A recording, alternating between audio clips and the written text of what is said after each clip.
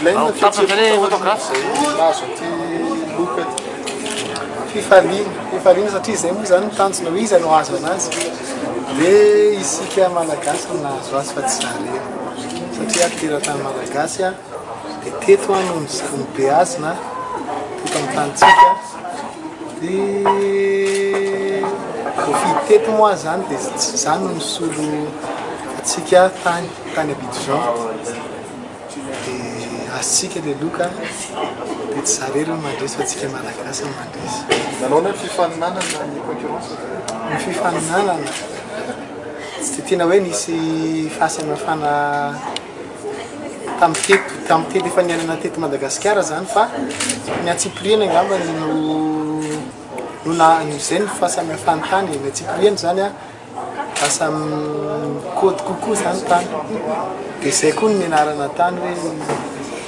na ny Antsipriana ara zany tena mikôty raha miresaka hoe zavakanto zany satria zavakanto no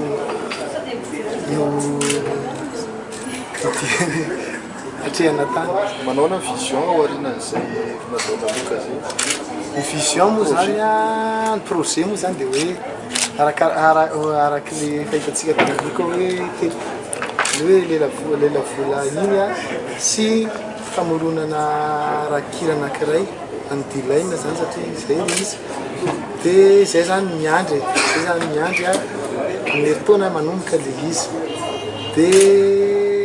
le zany dia manaraka norme internationale moa zany zay tsy maintsy iseho ny loko malagasy ao anatin'le izy tsy maintsy ka tsy maintsy. Eo amin'le rakira efa manana noetim-manana amin'izay dia hira. Noetim-manana moa zany dia hoe eo amin'ny hira zany a dia ifampiresahako sy ilay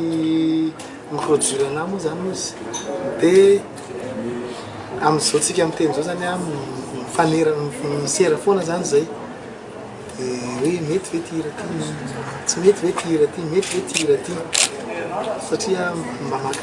miarasa satriky ty zany alohan'ny tena hijanona mihira amin'ny teny malagasy ve le izy sa mety hoe amin'izay international anazy zay dia ny lokontsika malagasy a miaraka amin'ny hoe mondialisation moa zany olo zany dia tsy maintsy manaraka an'izay raha ohatry ny hoe ho raisin'ny be sy ny maro